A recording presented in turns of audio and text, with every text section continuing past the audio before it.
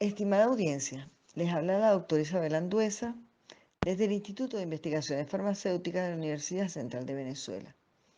Nos complace compartir este ciclo de ponencias que las hemos llamado Cápsulas Científicas de la Facultad de Farmacia.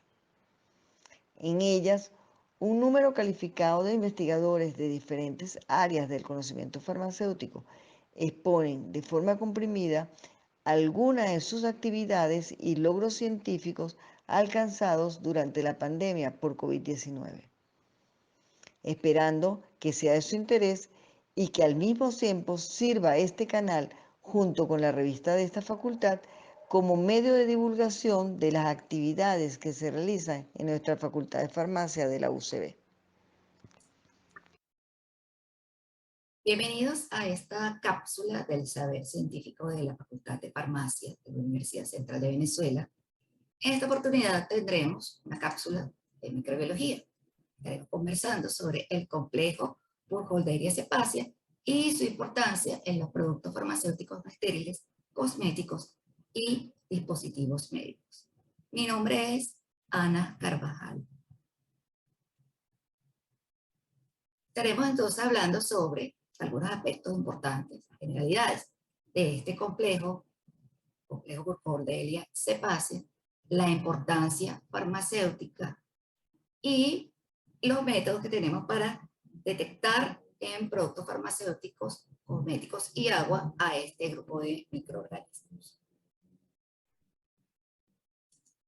Vamos a hacerlo así.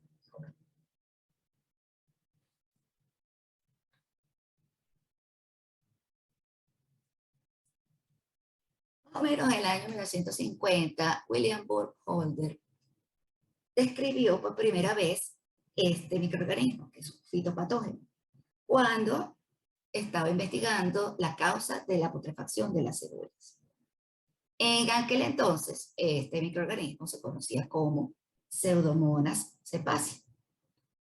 Luego se observó que esta bacteria era capaz de degradar contaminantes orgánicos, de proteger y promover el crecimiento de las plantas, pero que también era patógeno para plantas, para humanos y para animales.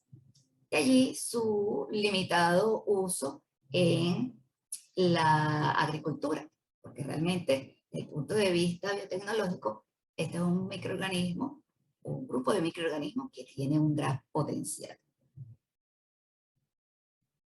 Lo encontramos en el agua, en el suelo, en la raíz de las leguminosas.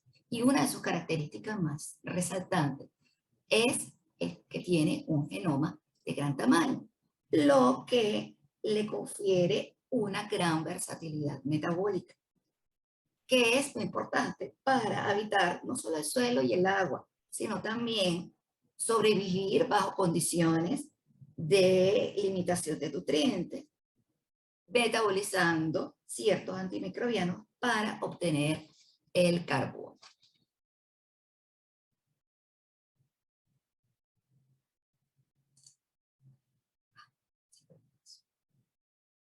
El género Burkholderia, en su sentido amplio, tiene más de 100 especies. Este grupo, el grupo de la Burkholderia cepacia o complejo Burkholderia cepacia, tiene más de 20 especies conocidas y casi todas involucradas en enfermedades o infecciones nosocomiales. Es un patógeno oportunista, de ahí su importancia. Y se ha encontrado en personas con fibrosis quística, personas inmunocomprometidas como ancianos, con HIV o simplemente en personas hospitalizadas. Decía anteriormente que al inicio este microorganismo se conocía como Pseudomonas cepacia, pero con el refinamiento de los métodos moleculares se reclasificó a un nuevo género. Se conoce como Burkholderia. Lo que se pensó que era una sola especie. Sin embargo, luego se determinó que existían varias especies genéticamente diferentes, pero que desde el punto de vista fenotípico eran difíciles de diferenciar. Este grupo de microorganismos o de bacterias pertenecientes al complejo Burkholderia cepacia se conoce como genomovares. Un genomovar son cepas, o los genomovares son cepas que comparten características fenotípicas similares, pero que genotípicamente son diferentes. Tenemos aquí entonces a algunas de las integrantes, de las bacterias integrantes del complejo Burkholderia cepacia y los diferentes genomovares. Fíjense que el genomovar 3 perteneciente a Burkholderia cepacia tiene 4 linajes, es decir, que no es solamente que es diferente en cuanto al genomovar, sino este también tiene algunas diferencias, es decir, se puede presentar con 4 linajes, siendo el 3A y el 3D los que más han sido aislados en infecciones nosocomiales. Estos son crecimientos característicos de Burkholderia cepacia o del complejo Burkholderia cepacia en diferentes medios de cultivos.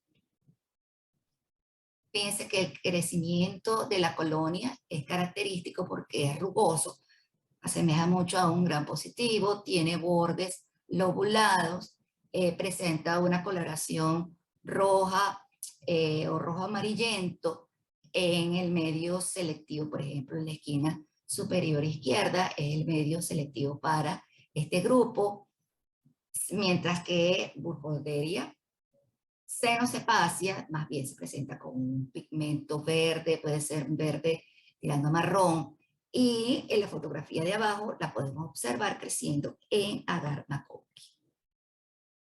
¿Qué más podemos saber o qué más necesitamos saber de Burkholderia cepacia?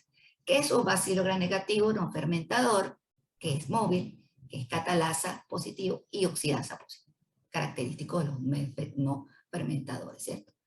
Y que aparte de eso tiene una resistencia intrínseca a antibióticos y antisépticos. Y para nosotros eso constituye un gran problema, para nosotros los farmacéuticos y lo que trabajamos en el área de microbiología. Este complejo resalta porque es un patógeno nosocomial, sobre todo en personas, ya lo dijimos anteriormente, con fibrosis quística y en individuos inmunocomprometidos. Y en este tipo de pacientes,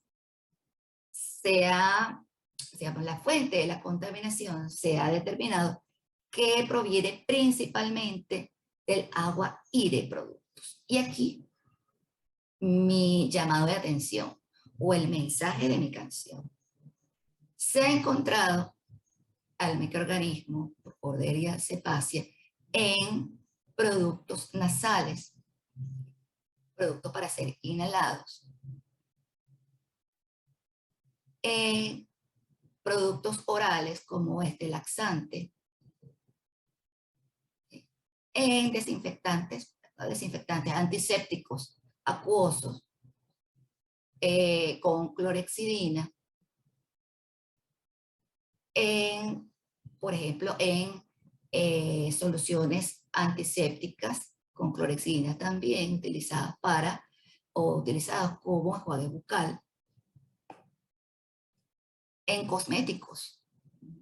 Se ha encontrado el microorganismo en cosméticos utilizados para darle masaje a las personas que están hospitalizadas o en cuidados intensivos. Por supuesto, la persona que da el masaje utiliza la crema contaminada, se la transfiere al paciente que por diferentes vías puede ingresar el microorganismo puede ingresar al torrente sanguíneo. E inclusive en gel para ultrasonido se ha encontrado al microorganismo que ha estado contaminando estos productos, y en este tipo de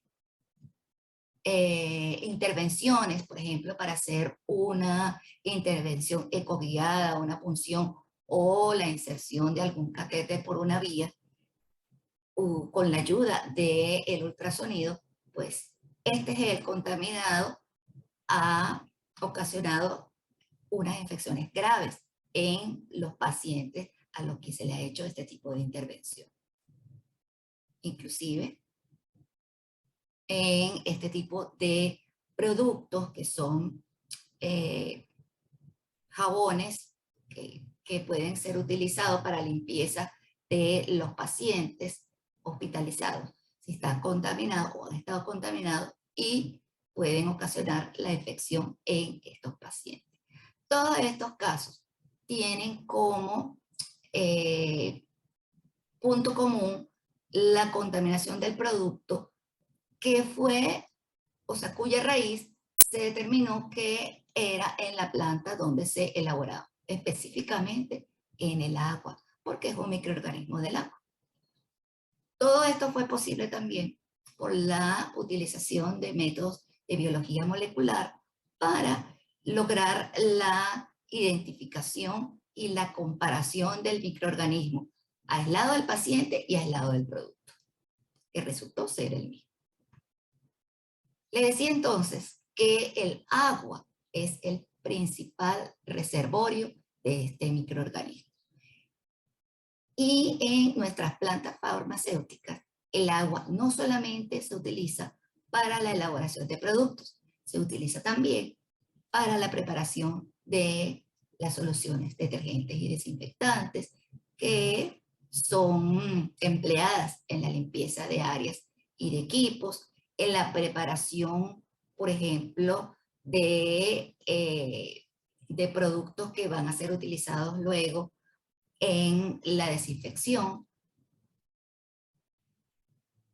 Se mantiene también en la humedad de utensilios de preparación y de limpieza e inclusive en el agua con que el personal se lava las manos. Todo esto ocurre por esta capacidad que tienen los microorganismos de adherirse a superficies formando biopelículas, las cuales son muy difíciles de erradicar una vez establecidas.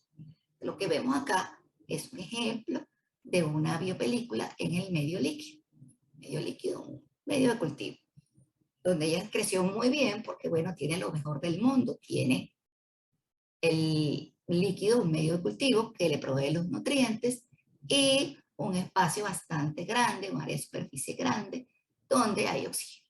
Es decir, esa biopelícula, si se la hubiese permitido, ella hubiese llegado al borde de la fiola que la contenía. Porque fíjense cómo sube por las paredes, ¿verdad? Microorganismo móvil que puede llegar a colonizar toda la superficie del medio de cultivo líquido. También creció un medio de cultivo sólido. Pero esto no es cepacia, esto es un bacilo gram positivo. Sin embargo, lo traigo como ejemplo para ilustrar la capacidad de los microorganismos de formar biopelículas. Y en la fotografía de la parte inferior, pues vemos ya el inicio de la formación de la biopelícula en una tubería de termofusión que constantemente se le está haciendo pasar agua caliente. Y sin embargo, fíjense que hay un crecimiento bastante visible. Entonces, los sistemas de purificación del agua son quizás el punto de inicio de la formación de las biopelículas en los sistemas de distribución. Si no se operan de la forma adecuada y si no se mantiene una vigilancia en cuanto a la carga microbiana que la contiene. Todos estos sistemas siempre van a tener una carga microbiana, porque precisamente son para ello, para retener partículas, para retener microorganismos. Sin embargo, hay que establecer una rutina de limpieza y desinfección para que esa carga microbiana no aumente drásticamente y contamine de un sistema de distribución y los puntos de uso. Ahí es donde están los problemas. En estos sistemas de purificación del agua, todo comienza con un buen tratamiento del agua potable, manteniendo una desinfección y una filtración de esta agua para mejorar su calidad microbiológica. En los filtros multimedia también puede acumularse el microorganismo, cualquier tipo de microorganismo, especialmente en el lecho de carbón, porque el carbón es poroso y es muy difícil desalojar la carga microbiana de cada una de las partículas porosas del carbón. En las resinas catiónicas utilizadas en los ablandadores, es decir, en todos aquellos lechos que contengan partículas, sobre todo las catiónicas, que atraen a las células microbianas que tienen una carga negativa en su exterior. Entonces son muy fáciles de contaminar y hay que mantener un control estricto de, de estos lechos, tanto el filtro multimedia como del suavizador o ablandador, como dicen aquí, ¿verdad? Con retrolavados y desinfecciones periódicas. Igual que el recipiente donde se almacena un agente reductor que se utiliza para eliminar el cloro del agua circulante. También hay la posibilidad de encontrar crecimiento de microorganismos. Igual que en los microfiltros, sobre todo en la carcasa, en la roca y en el horrín o debajo del horrín, que siempre permanece húmedo y allí siempre va a haber agua estancada. Poca, pero la va a haber. Eso es un foco de contaminación bastante grande. Nosotros generalmente cambiamos los filtros, pero nos olvidamos de lavar las carcasas, las tapas y sacar el horrín y restregarlo muy bien para tumbar la biopelícula.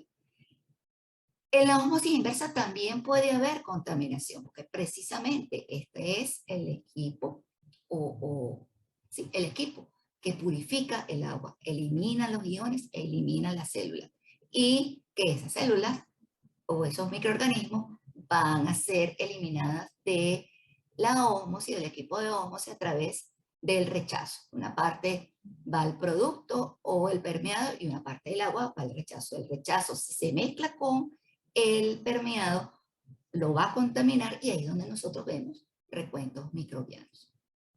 En los puntos de uso, las válvulas también, si no se abren con frecuencia o se limpian, se desconectan, se limpian, y muchas veces hay que hasta esterilizarla, constituye un factor de contaminación porque en ella puede alojarse la biopelícula, porque siempre va a tener, bueno, por supuesto que depende del tipo de válvula, pero por supuesto, mientras menos sanitaria sea, pues mayor carga microbiana va a mantener. Y en los tanques del agua puede existir también biopelícula en aquellos donde no se mantenga, por ejemplo, el agua a temperatura o a 80 grados o a 5 grados, que son temperaturas extremas donde o no hay microorganismos o simplemente los microorganismos no se van a multiplicar y no van a tener la posibilidad de formar esta biopelícula. Es decir, ojo con los sistemas de purificación del agua, porque allí es donde tiene mayor posibilidad de mantenerse una biopelícula y que esa biopelícula sea de miembros del complejo Burkholderia cepacia. Ya que sabemos dónde puede estar este microorganismo, ¿cómo hacemos para detectarlo? Fíjense, era tanta la evidencia de estos microorganismos como patógenos que la USP se vio obligada a publicar un capítulo, el capítulo 60, donde se describe las pruebas para este complejo. En toda metodología de la USP, bueno, vamos a hablar del 60, 61 y 62, nos hablan de dos aspectos importantes. El primero, la promoción del crecimiento de los medios de cultivo. Y el segundo, la prueba de idoneidad, que en este caso, en este capítulo, incluye varias cepas, tanto Burkholderia cepacia como Burkholderia cenocepacia, como Burkholderia multivorans, con los números de catálogo que ustedes ven allí, de ATCC, como Pseudomonas aeruginosa y Staphylococcus aureus. ¿Qué hacen estos dos aquí? Bueno, simplemente los controles negativos de los medios de cultivo utilizados en la detección de este microorganismo. Recuerden que la prueba de idoneidad nos sirve para hacer, o sea, para demostrar que con nuestro producto, cuando lo estamos analizando, la metodología empleada sirve para detectar este microorganismo. Si no lo detectamos, alguna modificación tiene que ser, porque tiene que ser hecha porque nosotros estamos inoculando en esta prueba el medio cultivo con la muestra, lo estamos inoculando con este microorganismo. Y si no lo estamos recuperando, por algo es. En este capítulo tenemos un medio cultivo selectivo para el complejo Burkholderia cepacia, que es un medio de cultivo relativamente sencillo, con pectona de caseína, pues me refiero al medio base. Lactosa, sucrosa, esas son las fuentes de carbono y nitrógeno, igual que el extracto de levadura, profenol como indicador del crecimiento de las bacterias, y antimicrobianos, son los antibióticos gentamicina, vancomicina y polimixina, y el cristal violeta. Esto es para inhibir gram positivos y gram negativos que puedan crecer en este medio de cultivo. Es decir, que esté como parte de la microbiota acompañante del complejo Burkholderia cepacia. ¿Por qué? Porque los integrantes de este complejo son de crecimiento lento. Inclusive les gusta temperaturas un poco más bajas que las habituales. Sin embargo, crece bien entre 30 y 35, pero si hay microorganismos que crecen más rápido, nosotros no lo vamos a ver. Entonces hay que estar muy pendiente cuando no tenemos crecimientos en la prueba de idoneidad y hacer las modificaciones respectivas que pudieran ser, por ejemplo, un medio de cultivo más diluido, por el caso de tripticase soya, un medio de cultivo líquido con, digamos, 3 veces más diluido, 10 veces más diluido. Es decir, hay que establecer una serie de estrategias para propiciar el crecimiento de este microorganismo. Esta misma metodología la podemos utilizar cuando analizamos antisépticos. El caso del cloruro de acetilpiridinio, la clorhexidina, iopovidona, e inclusive el cloruro de benzalcone. Son sustancias antimicrobianas que pudiesen, ¿okay?, ser inactivados con el medio de cultivo donde se hace, el ensayo. Pero eso lo tenemos que demostrar. Y para ello nos vamos al capítulo 1227, que es donde se describe la validación de la recuperación de los microorganismos cuando estamos analizando una solución antimicrobiana, que es el caso de estos antisépticos. Igual, nosotros empezamos con estos antisépticos haciendo una determinación de carga microbiana con un medio de cultivo que de forma demostrada es adecuado para inactivar estos antimicrobianos. Bueno, aquí vemos este medio cultivo selectivo para el complejo Burkholderia cepacia. Vemos las características del medio, el cambio de amarillo a rojo amarillento y el color y la forma de las columnas. Okay. Estos microorganismos también se pueden identificar con sistemas de identificación automatizados como el BITEC. Con el API se utiliza la galería no fermentadora, es decir, NE20, y nos va a dar cierto tipo de reacciones característicos para el complejo Burkholderia cepacia, para el complejo. Va a aparecer como Burkholderia cepacia o Burkholderia senocepacia. Fíjense, aquí también tenemos una serie de reacciones y de crecimiento en medios como el McConkey y el medio selectivo para el complejo Burkholderia cepacia, que lo marqué allí para senocepacia y cepacia. Fíjense que en McConkey no siempre va a crecer, es decir, el crecimiento es variable, pero el medio selectivo va a crecer este microorganismo, toditos, todos los que nosotros vemos acá.